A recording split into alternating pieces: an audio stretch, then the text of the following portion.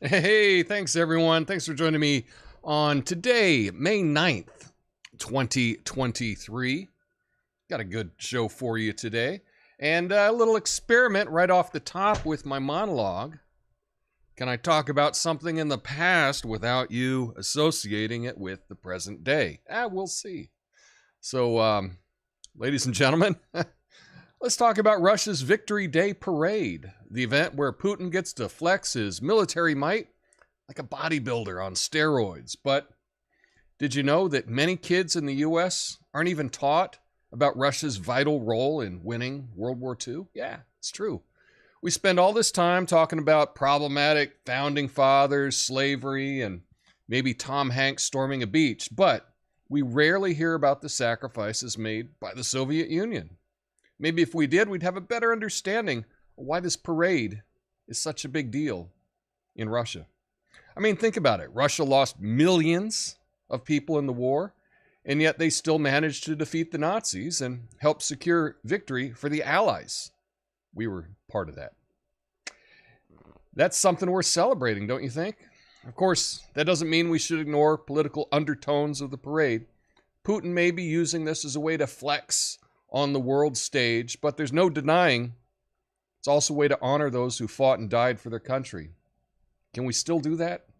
And let's not forget about the pageantry. The Victory Day Parade is like a cross between military drill and a Broadway musical. You got soldiers marching in perfect formation, fighter jets flying overhead, and enough pomp and circumstance to rival that Buckingham Palace thing. But in all seriousness, it's important we recognize the sacrifices made by all the countries involved in World War II. The United States, Great Britain, and the Soviet Union all played vital roles in securing victory, and we should not forget that. So let's raise a glass to Russia's Victory Day Parade and hope that one day we can all come together to celebrate the heroes of the past and work toward a better future. And those that don't know history are destined to repeat it and then call you problematic. My name's Tom Coffey. This is the Coffee Nuance Show, the best censored commentary and news show live right now. Flame on.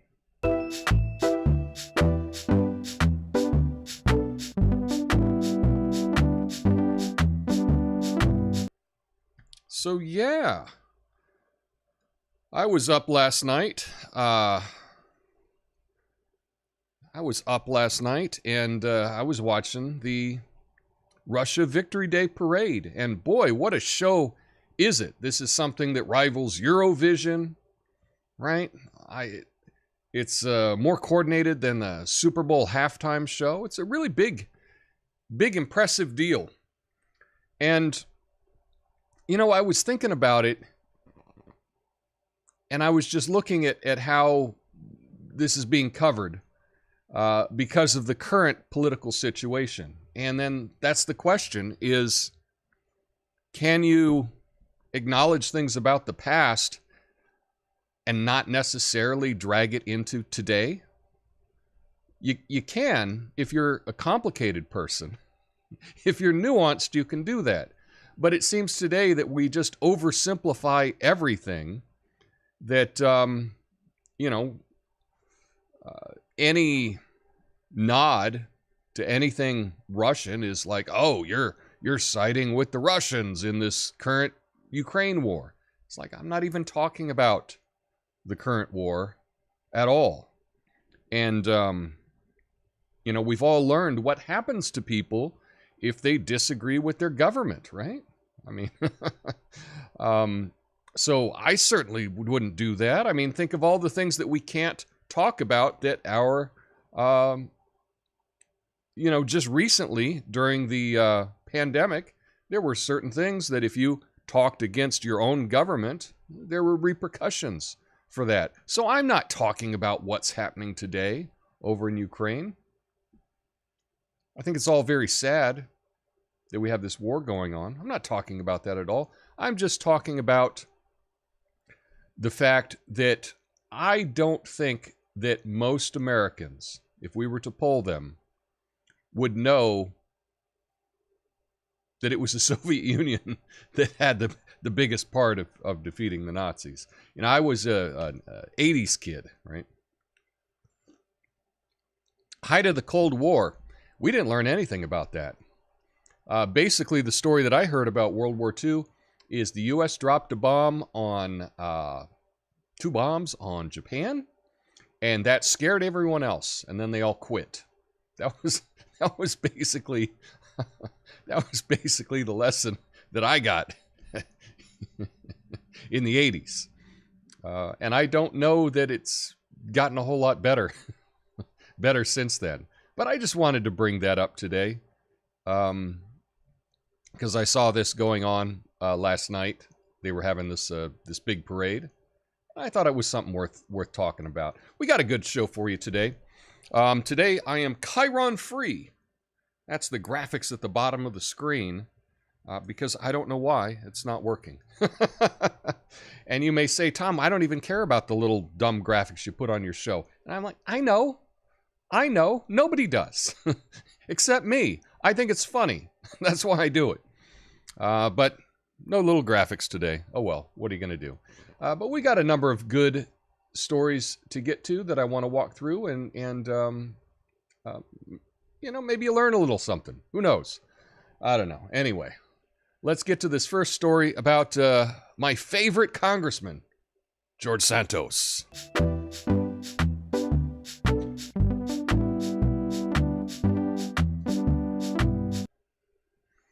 All right.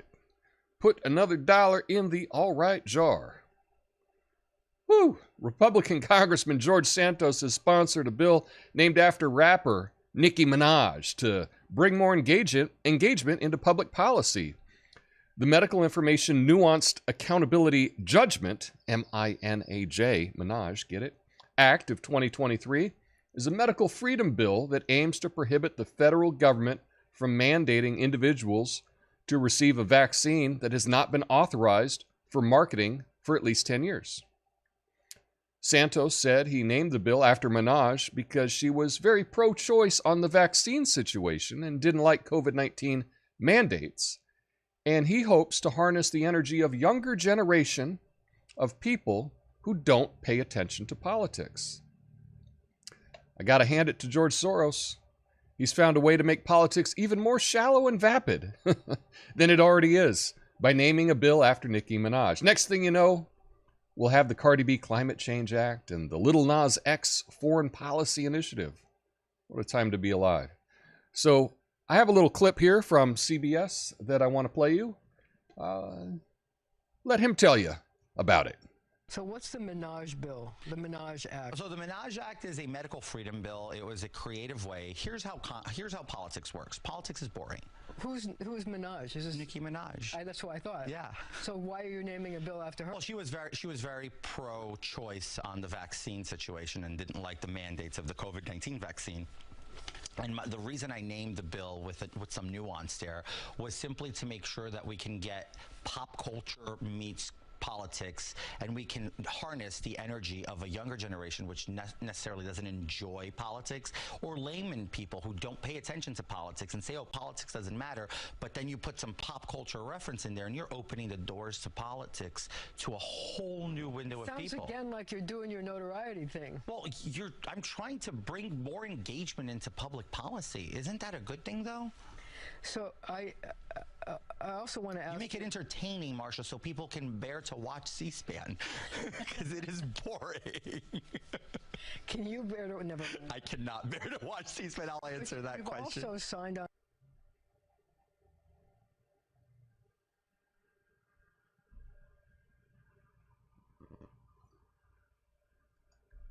So, what'd you think of that? I think it's kind of charming.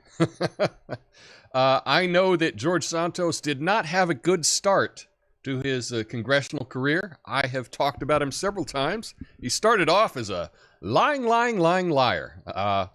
But I tell you what, this guy amuses me, and he really is showing the power of how to get the word out for younger people. And I gotta applaud this. Nicki Minaj is a rapper, a very, very lewd rapper. I don't think it would be possible to play a single song in polite company. But by naming it after her, it gets people talking about this, about his act. And he's found a way to draw attention. You know, sometimes drawing attention, you need to do something shocking. You need to do something a little outrageous. And you're able to then get energy, draw energy to it. And so I salute him on this. Now, about the bill in particular, I don't know. And clearly it's not going to pass, right? But I think this is a new, innovative strategy to getting the word out. I mean, he's a freshman senator, and he's getting national coverage. I think he's following the steps of AOC of using social media to get attention and garner support. So I think that's kind of fun. That's kind of fun, don't you? Next, I want to talk about the Sideshow.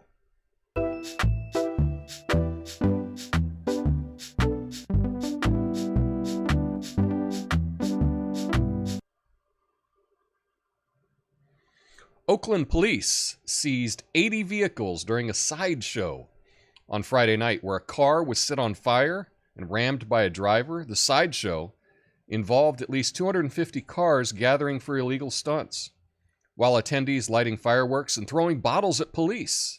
The incident was one of several sideshows that occurred around the Bay Area on Friday night.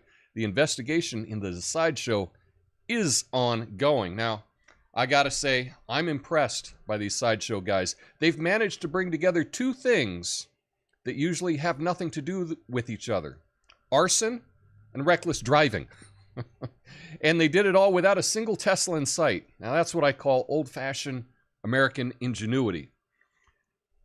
I have kind of an issue with the labeling this a sideshow, because if you've ever seen these are crazy. These are crazy. They shut young people. They shut down intersections and they do donuts and drifting. They ride the car in such a manner that it, you know, kind of skids all over the place. It looks very dangerous, doing burnouts and whatnot. They've done them here in Portland as well. They've shut down some of the main bridges in town. And that's real dangerous, doing donuts on a bridge, right? Something could go wrong, and you know, you're not just going off the road. You're not just hitting a sidewalk. You're going in the river. So it's pretty dangerous stuff. But what a fun name that we have for it, a sideshow. It's a sideshow. I was just at a sideshow, Mom. I don't know, but I think if you're going to rename something, right, if you want to give a more accurate name for something, it's got to be short and sweet. Sideshow, 2 syllables. That's a good thing. Now, I think it's too nice of a moniker for this kind of behavior, but I can't think of what else you would call this. You know, what else would you call this? If you got any good ideas on what we can rename the sideshow, because I think it needs to be renamed. Because this is a real dangerous thing that's really inconveniences and threatens, you know, the public. So calling it a sideshow is a bit of an insult. But I don't know what else. I don't know of a better name. Do you got a better name for it? Let me know in the comments. And let's take a look at a funny story, steeped in irony.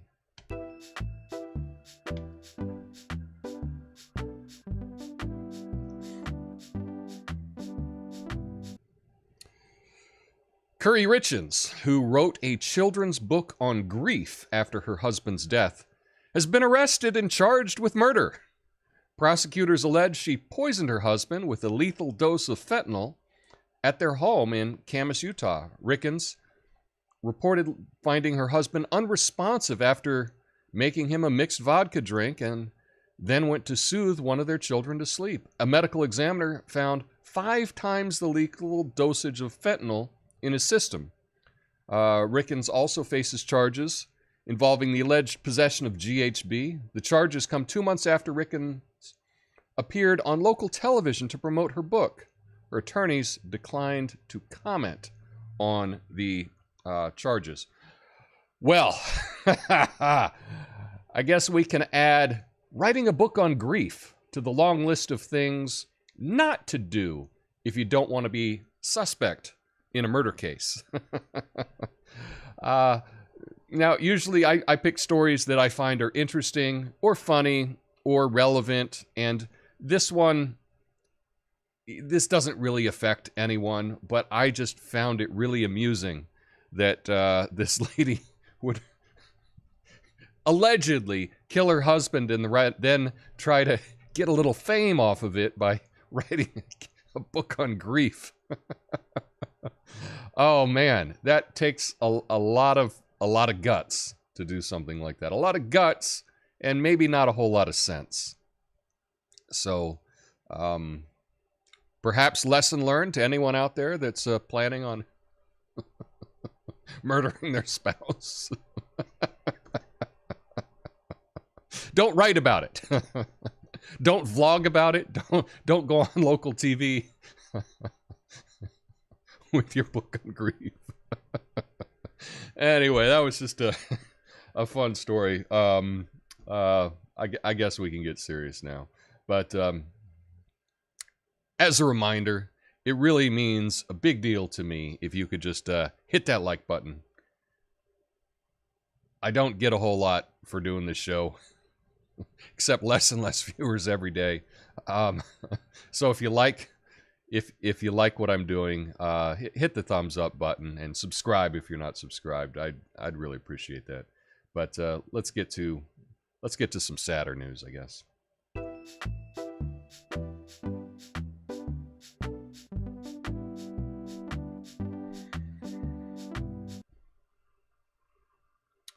Actress Christina Applegate has announced that she will no longer be working on camera due to her recent diagnosis of multiple sclerosis. She expressed her love for working with co-star Linda Cardellini in the hit Netflix series Dead to Me, and stated that it was probably her last on-camera work. Applegate has been filming the series when she was diagnosed, and production had to be paused for her to receive treatment. Although she will miss the experience of working on the show, she expressed relief at not having to push through the struggles of the past year. So that is, and I have no jokes about this story. That's sad, but I am glad that she was able to diagnose it right away and to get some help, and that she is fortunate enough that, she's got enough, wealthy enough that she can deal with that issue. That's a tough thing. You get that diagnosis, and if you are not independently wealthy like a big Hollywood actress is, that can make it really tough. I mean, it's tough all around. It's tough for a pretty actress as well, But this kind of diagnosis would be really tough if you weren't sitting on millions and millions and millions of dollars. So, yeah. That's sad. I liked her as an actress. She seemed very affable. I liked her spirit, even going all the way back to when she was Kelly Bundy on the Married with Children. That was always fun. But I've enjoyed her whole career, and I wish her good health. And speaking of health, I got one more story for you. We'll call this one good news.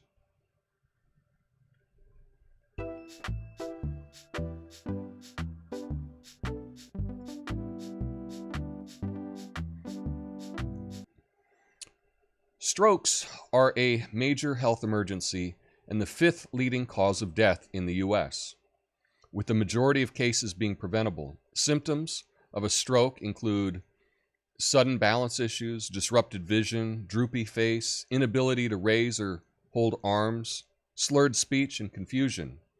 Time is of the essence when responding to a stroke, and 911 should be called immediately. Factors that increase the risk of stroke include age, family history, race, sex, high blood pressure, diabetes, obesity, and stress. While some factors are beyond our control, there are lifestyle changes we can make to reduce our risks, such as quitting smoking, exercising regularly, maintaining a healthy diet, and monitoring our blood pressure and cholesterol levels.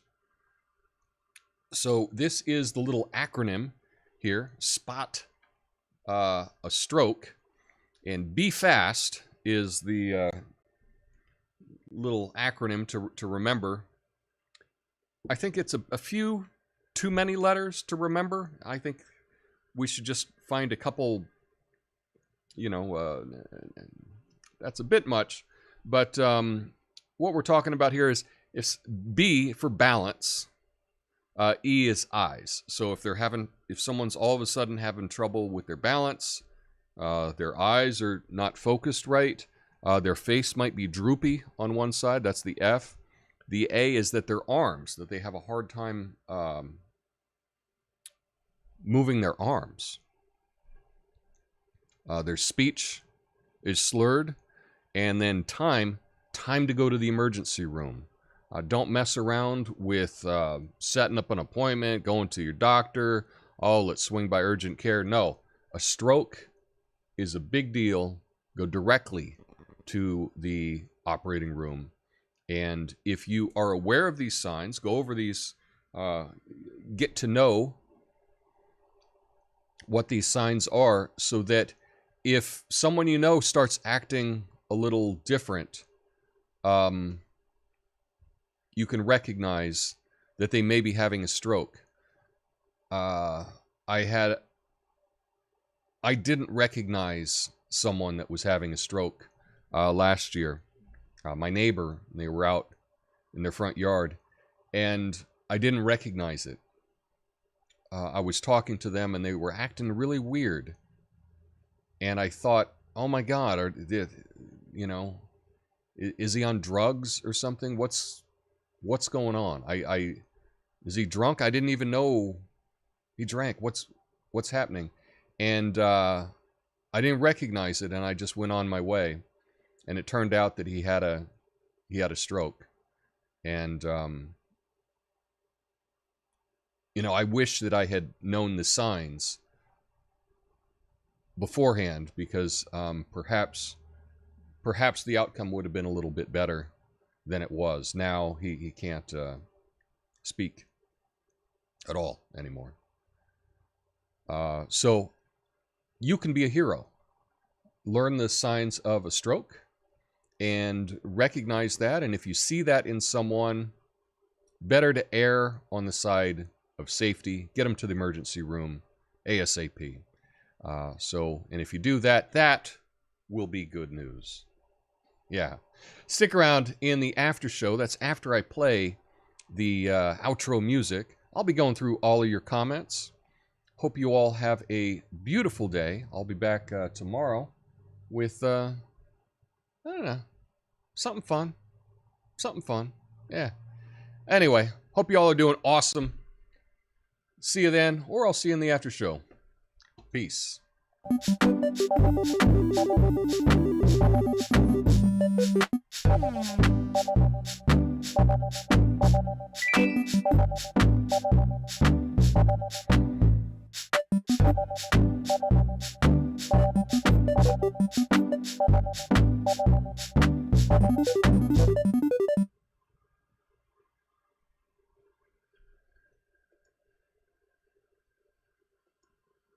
All right. Boom, another buck. I'm making a jar. I will make a jar today and label it and put it right here. We'll get this thing fixed. Those that know. What's up, Rumble? How you doing? Duggo's over there. Hello. Look at the moon. This must be an imposter. He dresses nothing like Tom. Well, see, we got some Aloha. This is kind of a more low-key Aloha shirt. And yes, I need a haircut. It's out of control. It's out of control. Hopefully I can take care of that soon. Substitute teacher today. Yes. Nicki Minaj bill sounds like using a celebrity's brand for free.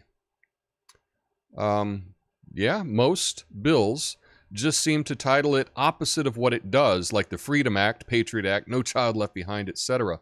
That is true. They'll do like the Blue Skies Initiative, and it finds out, now I don't know, I'm just making this up, that, what's the Blue Skies Initiative? Oh, that's where we send millions of dollars to polluters, It's just, they do kind of name it the opposite of what it is. And that's also a good strategy for getting people to vote on it, because it's like, oh, this is the Anti-Badness Act. Are you against badness? Oh, if you don't vote for this, then you must be in favor of badness. I could have picked a better word than badness. This is the pro-good stuff bill. You're not in favor of good stuff? Oh, well, you must be in favor of bad stuff. Yeah, they tend to do that. Basic Instinct movie used a book about the murder as an alibi. That's true. I have not seen that movie in a long time. I don't think I've seen that movie. I think I saw it with a video cassette. I think that was the last time I saw that movie. So it's been a while. But yeah, it seemed like the plot of a CSI or something, or one of these crime shows. I don't know. Not familiar with, I don't know the crime shows. Not really my thing. But it seems like that's the plot of one of these. Oh, I wrote a book on grief about my husband dying, who I killed. It just Columbo. Let's go old school. Seems like a Columbo episode. So here we go. Simplifying equals dumbing down. That's true. Pop culture educators. We get a lot of that. I would call it senseless, call it babysitting. There's a bit of babysitting going on at schools, but you know what? The kids got to be taken care of. Well, if mom and dad are at work, and the kids got to be somewhere at a certain age. I mean, they have to be supervised, you would think. Imagine Lady Vodka betraying you like that. Is the flame real? It looks like paper being lit by a light and blown by a little fan to me, or am I just bonkers? Well, this flame right here is real. And then behind it, yeah, this is just a fun little lamp that's, I don't know, maybe this is like a silk or something. Little fake flame. But that's an actual candle. So, yeah. Yeah, that's the premise of the movie Basic Instinct. I heard that fasting fixes all health problems. It doesn't fix hunger. If you're hungry, fasting doesn't help a whole lot. Oh, man. Let's see. That is a good tip. We usually don't know what to do in times of emergency unless we're exposed to the information ahead. That is one thing. This is like one of the lessons that I learned my whole life. I like to decide what I'm going to do before it happens. So you can play these kind of scenarios in your mind. Just work it out. What would I do if this situation happened? Like, what do you do if you're walking down the street in public and someone says, give me your phone, give me your wallet? Well, if you haven't thought about what you're going to do beforehand, you may not, you may just freeze up, Now, if you're quick, right, and if you have your running shoes on, for me, a good strategy is always just get the hell out of there, right? So if anyone comes up and there's trouble, turn around and run. Just run as fast as you can. Now, if you can't run fast, give up whatever you have. You can do that too. But whatever your decision is, think about what you want to do beforehand. And then when it happens, you're able to deal with it. You can even tell that to a kid, like that was the whole training for, DARE and things like that. Decide what you're going to do beforehand. If someone offers you drugs or you go to a party and someone hands you a drink and you didn't see them mix it, decide beforehand what you're going to do. So then when it happens, you've got a good response for it. And it's the same thing with recognizing a stroke. And so you can decide today, if you see the signs that someone has had a stroke, you will get them to the emergency room as soon as possible, or call 911 and get an ambulance. And if you just decide that today, then in the future, when this happens, you don't have to think about it. You've already made that decision. You're taking them to the emergency room. And so, yeah, that's the thing. Play these things out in your head. What would I do if this happened? You can decide when you're sober and when you're just, you can give it some thought and then come to a conclusion. Because then I would trust myself when I'm rational and just making a decision. Then when I'm in a situation and it's very stressful, it's hard to make decisions in that situation. So decide beforehand. That's my little thing for the day. Anyway, Erie Ferry's checking in, saying what's up. I decided what to do in case of emergency situations by conceal carry. Yeah, if you have conceal carry, right? That's something that you have to think about. What would I do in this situation? What would I do if I'm somewhere and there's a shooter or something? What would I do? And you need to make that decision beforehand so that then you're able to act quickly, because in times of crisis, sometimes it's really tough to think. Yesterday, there was an incredible amount of rain yesterday, and I was doing some work over at my sister's house, and the rain was coming down so hard. When I got in my car, it was so overwhelming that I couldn't even think. And that's not a situation that's nearly as stressful as if someone had a stroke or if, there's a crime going on or something like that. So making a decision beforehand, I think, is a really good strategy. Jesse says, my whole driver's school was nothing but watching car accidents and instructors talk about how to handle a car in rain, ice, and emergency maneuvering. It has been helpful in several random times. Yeah, that's a lot of it, is figuring it out beforehand, so then when it happens, you're able to deal with it. Even if you decide, you see, whatever, you know what I'm talking about. You don't need any more examples. But that's all I have for you today. I'm going to try to figure out my little Chiron situation and other situations. Get my hair cut. I got a lot to do today.